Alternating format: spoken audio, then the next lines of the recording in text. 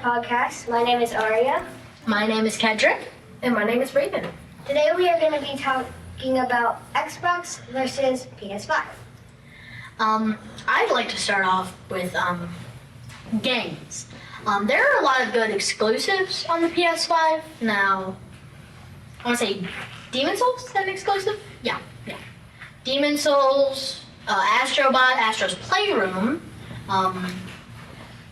What's that game? Oh, Ghost of Tsushima. Lots of good games on the PlayStation, but also on Xbox. There's not a lot of exclusives, but I would say that there's just more games. And they have the Master Chief Collection that's not on PlayStation. Things sort of like that. So it really, you can get one or the other. Also, if you're thinking about certain games, you can get like the Xbox, which is a little bit more games that are only on Xbox than like the PS, the PlayStation, all that. But then again, we do have to think that both of them also have subscriptions to get more games, so that's also a factor. Yeah. But at the end of the day, they both have, like Xbox X and PS5, they both do have pretty good games. Yeah. Honestly, it just depends on what games you like. Some games, like the really good games on PlayStation, take up like so much storage and like the the RAM, I think. RAM? Yeah. And like that's an issue with I think the Xbox. Let me check our numbers. I'm sorry. Yeah. I think actually no, the Xbox had more. RAM, memory, storage. Yeah. But I don't think you're gonna be playing as many high resolution games on the Xbox. You know what I mean? Because I think the PS5's main allure with like the Ultra HD graphics with the friggin' with the ray tracing and yeah. But on Xbox, you're not going to be playing friggin' Ghost of Tsushima with the ray tracing in the water. You're going to be playing Minecraft with a texture pack that makes everything into plastic or something. You're not going to be playing anything that's going to take up too much memory or anything. Yeah. Another thing with storage is sometimes you run out and finally there's like more storage. Yeah. But I feel like PS5 might have like more storage in a single drive for more money. Yeah. I have checked, and it depends on what, like, you get the PS5 or PS4, it just depends. There's options to get more storage, and I've checked because I have a PS5 at home, and they have better options, in my opinion, because my brother has an Xbox, and we checked on his. And they have better options for like getting more storage if you do need more storage, like money-wise, like how expensive they are. Okay. Yeah, another big thing that I think is really important for consoles is accessibility.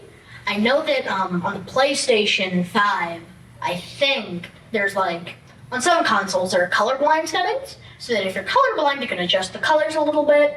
And I know that the PlayStation, I think also the Xbox has one, like special controllers for people with disabilities and things sort of like that. Accessibility settings. Yeah, I've seen different types of like controllers and stuff that are for people with disabilities, and also just like the basic settings, like brightness settings, volume settings, and the settings with the vibrations on the controller. Those are all for like people with like disabilities or things like that.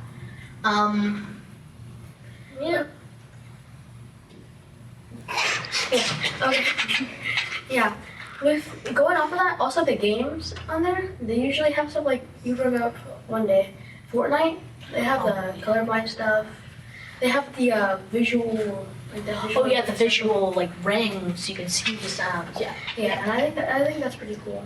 And I mean, I would be a little surprised if other games didn't have that because, you know, You know, like, for example, if you can't hear, like, if you still want to play your favorite games, you should be able to still play your favorite games without having to worry about hearing anything or seeing anything. I think actually some controllers and games have settings where you can make it where the sounds translate into vibration. Like all the sounds are like vibrating. That's what I was talking about earlier. You can, and I noticed a lot of games actually have that, especially on my PlayStation. And you can turn them off and on. Like I've turned them off most of the time because they just annoy me. But Yeah. So, yeah. Yeah. Yeah. It's, all right. Yeah. I think that's it. All right. So Yeah.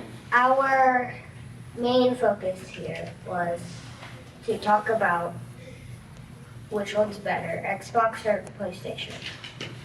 But to be honest, it's really up to you on what you want to buy and what you can buy due to like what situations you're in or just what you want in general, or if you have certain games you want to get that are not on a different console.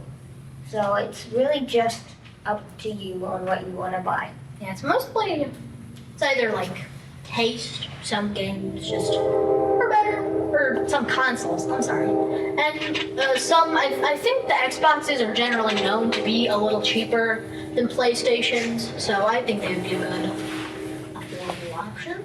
Yeah, and also you gotta think about accessibility if you want something easier and not complicated to like play. Because Yeah. So that falls into that category. Yeah. Well, I think you can wrap up. Yeah. See you later. See you later. Goodbye. Goodbye. I'm going to go back into my little recording cave. Eat my cake. Yeah. Bye.